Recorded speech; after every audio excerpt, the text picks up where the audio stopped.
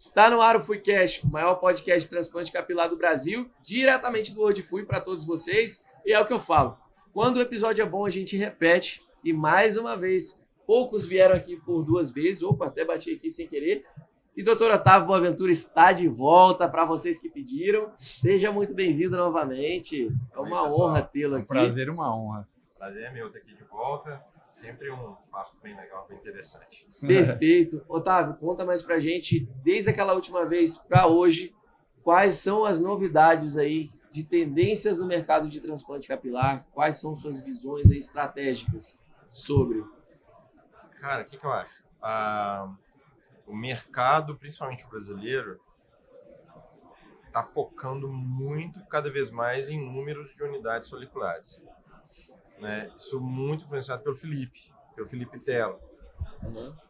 Que o Felipe está, né, fazendo mega sessões maravilhosas. Então, não só ele, tem outros também, mas eu acho que o Felipe é o cara que está encabeçando esse movimento. Então, aqui no Brasil, eu acho que isso está fazendo aumentar, não sei se vocês também estão reparando isso, as cirurgias estão ficando maiores. Sim. Sabe? E até que ponto isso é bom? E quais são os vieses que isso pode trazer? Cara, é bom porque eu acho que os meus resultados estão melhorando com o aumento do número de unidades foliculares.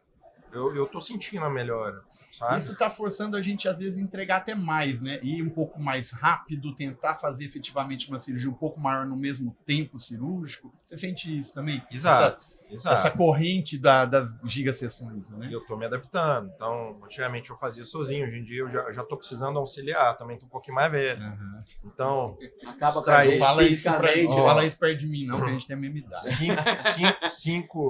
5 a 7 mil unidades todo dia é pesado. O Paulo tá falando isso porque ele tem uma máquina do lado dele extraindo. Que outro dia, eu tenho minha mulher. Não, outro dia ele mandou uma foto pra gente que é assustador. Viviane meteu 3.800 por hora. Não, calma. Hora? Não, Cara, e a transecção lá embaixo. Aquele dia que o cabelo perfeito, não existe. Sabe aquele Mas dia que ele tem um que sai extraterrestre do lado dele lá, ajudando na cirurgia, que é uma coisa de não, louco. nem trabalho então, não. Só tomar café. Tá doido. Mas esse é um dado regular nosso aqui da mesa, né? Então, nossas cirurgias, elas permeiam por essa numeração semanalmente. A gente tem aquele parâmetro raso de 5 mil hoje em dia, né? A cirurgia rápida nossa. Que sem 5 mil a gente não faz. Eu tenho a sensação que sem 5 mil eu não faço mais não nada. Faz assim. mais, e antigamente, o Otávio também é bem mais precursor do transplante capilar no Brasil. A história do transplante passa pelo Otávio. Eu lembro das deadlines, assim, 2.000 unidades, 2.500, 3.000. Quando a gente bateu 3.500 unidades, eu comecei com o Thiago Bianco, a gente lembra que eu fiz 3.500, vamos parar de fazer fute, que tá saindo 3.500 não fui. Exatamente. Não era quando a gente migrou? Essa migração aconteceu, acho que com 3.000. Eu lembro disso também. O dia que eu bati 3.000, eu falei, pronto, não tiro mais a faixa. Para que tirar a faixa, você tá batendo 3.000 no FUI, né? Interessante, né? E foi bem interessante. Agora a gente tá... Lá na clínica eu falo com os outros médicos, ó, minhas de 4.500, cara... É difícil, né? Não dá. Mas entendeu? só que tem um ponto que eu acho até importante a gente abordar e trazer essa discussão à tona, que é a reoperação de paciente que fez uma primeira cirurgia com mais de 4.000, 5.000 unidades. Eu vejo que, vamos supor que essa pessoa, e eu estou pegando bastante isso, eu vejo que o paciente às vezes operou em outro serviço, me procurou depois de 5.600 unidades, 5.700, 6.500 unidades, e ele veio para uma segunda cirurgia. Eu pego muito paciente com área doadora muito boa, que aguentaria uma outra cirurgia talvez muito grande, mas não foi bem explorado. Mas não tem uma falha visível. Mas é aquele ponto. Até que ponto você, como cirurgião experiente, pega esses segundos casos para fazer outra nova cirurgia grande, porque é isso que o paciente espera, porque é isso que ele teve na primeira. Então, como você maneja isso? E qual a sua opinião sobre a questão de área doadora até para o futuro? O que eu acho? A gente tem que dar um jeito. Então, por exemplo, principalmente para ou quando a gente pega um grau 6, ou um paciente que já foi mexido, e eu tenho que extrair 5 mil, 6 mil, eu estou usando um negócio que o Gabriel Facchini, vocês devem conhecer o Gabriel, ele também está utilizando, ele estudou muito tempo o trabalho do Zarev. Então, o Gabriel hoje está utilizando punts bem pequenos, né? Então, a gente reduz um pouco o punch, reduz um pouco a densidade, o índice de fios por enxerto e consegue uma distribuição melhor, um número maior de enxertos. Mesmo entende? que aumente É uma estratégia. a transecção, porque Até dependendo a da unidade transecção, folicular a dele, transecção parcial. parcial. Nesse caso, é até uma estratégia de manter uma área Para doadora você com conseguir melhor qualidade. multiplicar o número de enxertos e homogeneizar melhor a área doadora. É Porque, pensando por exemplo, a longo prazo, então. É uma extração pensando a longo prazo, como se fosse isso. Houston faz essa estratégia também. Uma vez É. ele falou para mim, falou, ó, hoje eu tenho uma tendência de causar transecções parciais de maneira proposital, né? a gente tem que tomar um certo cuidado. Por exemplo, se a gente está usando só punch pequenininho e o negócio começa a reduzir demais, vem muito folículo de um, você não vai dá. ter problema. Exato. Então a gente tem que estar sempre monitorando ali a qualidade. Né? Vamos fazer uma pergunta bem específica. Ciente disso, né? E observando, né, essa sequência, qual seria ali o limite que você, vou ter que trocar por um punch mais calibroso? Qual seria o limite, né, o do índice, né, o ratio mínimo que você aceitaria para uma cirurgia? Boa pergunta. Eu sei que é variável, absurdamente variável, mas para aquele caso específico, qual seria aí o limite mínimo que você, daqui não pode passar menos que isso, eu vou ter que alterar e aumentar um pouquinho o calibre do punch? Eu sou da época da FUT, né? Eu comecei em 2010 fazendo FUT. Na FUT, em 2017, no WFI que teve na França, eu apresentei um trabalho comparando o índice por enxerto da FUT e da FUE. O meu FUT estava dando assim 1.9, 1.95, às vezes batia 2. Isso o Houston publicou um trabalho, mas com números bem próximos também. E com esses números, os pacientes ficavam ok, felizes, entende? Uhum. Então a gente tem que tentar manter, na minha opinião, 1.9, 2.0 para cima. Se você está chegando mais próximo ali de 1.8, 1.7, aí a gente tem que tomar um pouquinho de cuidado. Essa alusão que você fez sobre o calibre do punch, né, e o tamanho da cirurgia, isso se deu de forma comprovada, é uma maneira observacional de você fazer isso ao longo do tempo. Então, lá em 2020, a gente usava-se muito, hoje eu nem escuto mais falar, o punch 1, né, que nem era do Mamba, aquele punch 1 convencional, serrilhado turco, né? Então, assim, dificilmente você conseguiria extrair mais de 2.500 unidades foliculares com punch 1.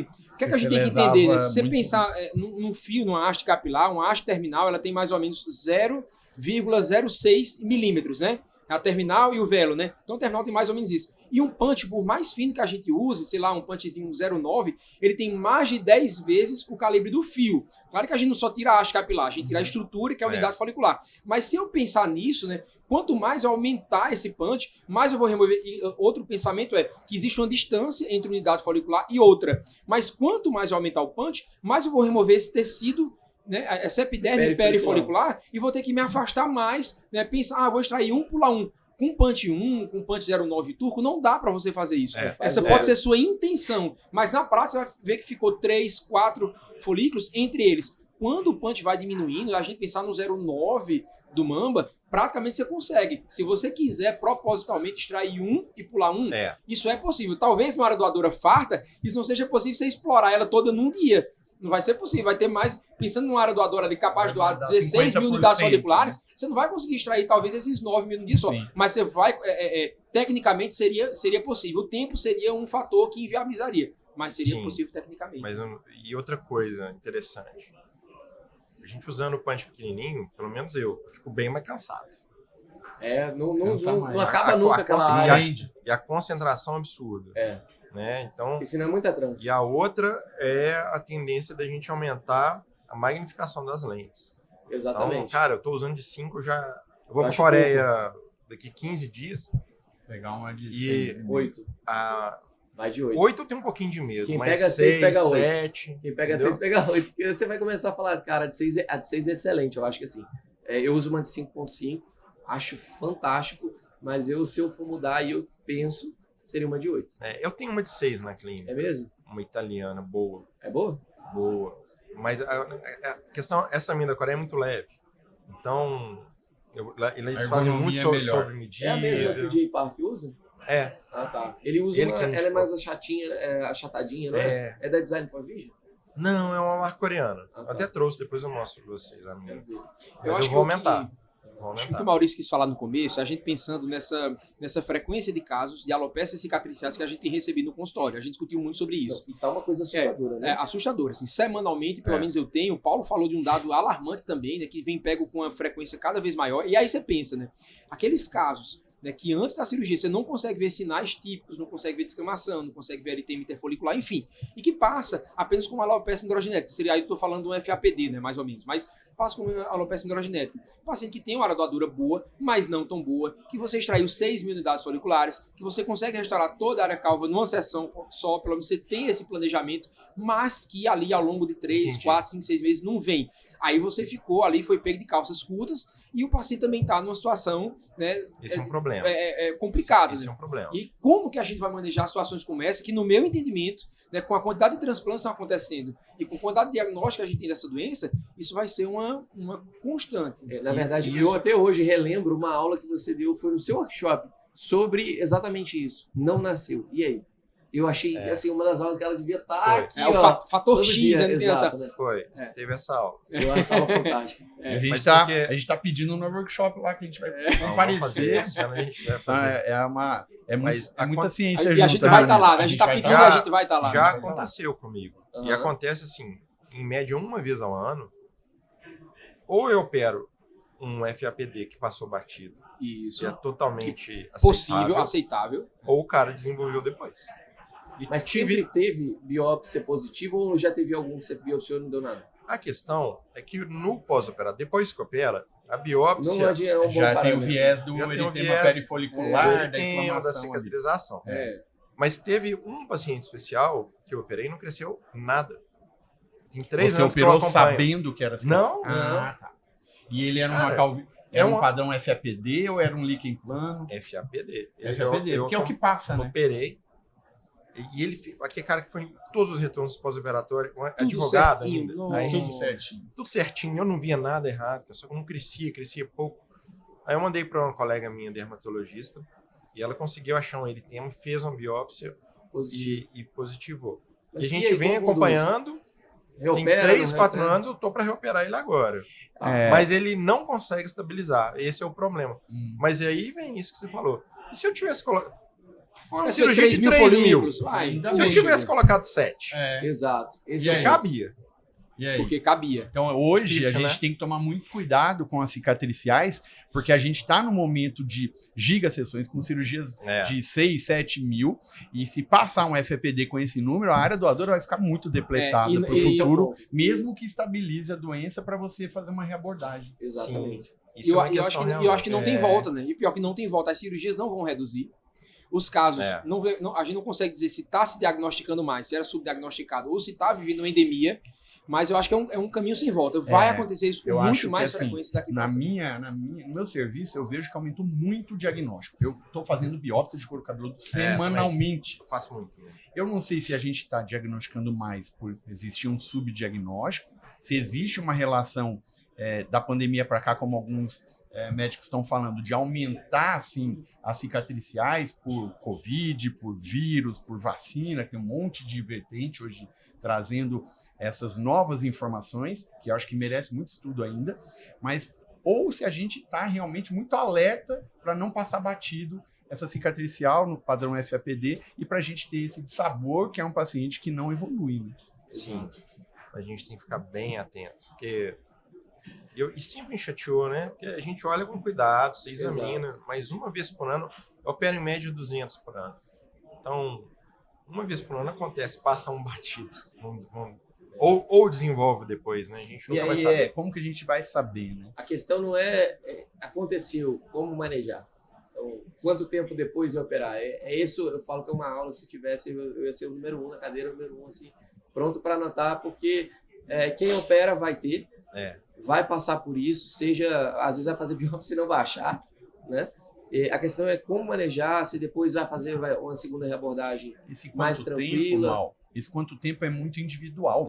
Sim. Porque, veja bem, eu fiz um diagnóstico agora em janeiro, que eu tratei sem nenhuma perspectiva de operá-lo agora, e ele voltou depois de 3 meses, 2 meses, com 0 eritema, com 0 descamação, que a descamação é mais importante até que o eritema. A descamação perifolicular significa a atividade da doença. E assim, ele voltou com 0, um couro cabeludo normal, tricoscopia normal. Eu operei ele com 3 meses depois do diagnóstico. Com o tratamento, ele está tomando hidroxicloroquina, ele toma doxilina, ele é um paciente que aderiu muito bem ao tratamento tópico que a gente usa, tacrolimo, e assim, clobetasol, um padrão de tratamento maravilhoso. Ele adere bem ao tratamento e zerou manifestação de atividade. Acabamos de operar ele semana passada. Ele ciente do que pode acontecer, porque o paciente tem que estar ciente que mesmo assim ele pode não ter um crescimento normal ou até perder a cirurgia. Mas eu expus tudo para ele com bastante clareza, assinando termos de consentimento. Ele aceitou fazer a cirurgia agora, ele quis muito, né? E vamos ver, daqui 6 meses a gente conversa de novo. Né? Exato. A gente traz depois atualizações para todos vocês. E, Otávio, muito obrigado por ter topado estar aqui mais uma vez com a gente. Obrigado. Foi vocês, uma pessoal. honra para a gente mais uma vez estar aqui com você. E parabéns, eu que vi vocês Bebê, começarem. né? Nasceu, A gente né? sem Agora, ideia de nada. A gente absurdo, começando viu? lá atrás, né? Mas Muito legal. intuito desse- Trabalho muito bom e extremamente educativo, vocês estão de parabéns. Obrigado. Eu falo que o intuito desse projeto, desde o início, né, foi, de fato, trazer pessoas igual a você que já trabalhavam com referência. Eu vejo muito moleque novo começando. Igual eu falo, era eu um tempo atrás. Só que uma coisa que eu vejo que eu fiz diferente, que funcionou, foi me apoiar em quem realmente faz um serviço bem feito. E nosso intuito aqui é literalmente falar assim, pessoal, tá aqui essa galera. Conheçam o trabalho deles. E gente que tem vergonha, ou o mercado era mais fechado, de admirar, falar assim, Otávio, acompanhe o seu trabalho, você é muito bom nisso, obrigado por todos os ensinamentos. Então, essa nova tendência eu vejo que vai fazer a pessoa sair do ponto A ao ponto B e escalar. Eu falo que esse foi o meu diferencial e pode ser para todo mundo que está aí, se ouvir a gente e acompanhar o trabalho de quem realmente faz o trabalho bem feito. E a gente quer deixar abertos os microfones do Freecast, nossas redes sociais, para quando você tiver já a data desse novo... A gente quer divulgar, quer desse divulgar, novo- exatamente. Pode contar é com a expor. gente aí. Maravilha. E pessoal. qualquer projeto que você tem aí, tamo junto. Não, eu Saiba tinha, que a gente vai divulgar com o maior carinho. eu não sei se vocês já fizeram. O curso que fez mais diferença para mim foi aquele lá dos Estados Unidos, do Sanlam, o 360. Ele disse que é Hair fantástico. Transplant Eu já sou fã é, do Samuel há muito tempo. A gente Samuel gravou com A gente já ele. gravou Samuel Lan. Eu fui lá em 2014. Eu tava começando a FUE. Eu tava naquela transição de FUT para FUE. E me ensinou muita coisa, bicho. Ele é um sabe? monstro. E aí eu fiquei com aquele, poxa, meu sonho é fazer um troço desse, né, No com Brasil, essa com essa proporção. estrutura, envolvendo a ciência certa, vários professores bons. Eu ainda tenho esse sonho, quem sabe um dia a gente não faz. Poxa Vamos vida. contar com a gente para concretizar isso aí. Obrigado, viu? Obrigado a vocês. Para quem não te segue nas redes sociais, fala pro pessoal aqui nessa câmera qual que é o seu Instagram. Pessoal, Qual só que é o seguir lá, arroba? DR Otávio Boaventura. Perfeito. E também tem o Hair Instagram Science. do Hair É a Science, página da Hair Science, que a Isso. gente... que é o @Hair Science Brasil, né? Hair Science Brasil. A Perfeito. gente tem reuniões mensais lá que são bem legais. Maravilhoso. Não Projeto percam, maravilhoso, viu? Não, Hair Science. É alto nível. Então não deixem de acompanhar todos vocês. Seu Instagram, pessoal. dr.paulomeorali, Dessa com vez você não ponto. erra, hein? Tá. O meu pessoal, @DR Maurício Reis. @dr.helioacioli, Acioli com 2 Cs e Y no final. Isso, não deixem de seguir a gente aqui, para você estar por dentro de todas essas pessoas brilhantes que a gente está trazendo aqui no @fue.cash. Então, aguardo vocês até o próximo, pessoal. Obrigado por tudo.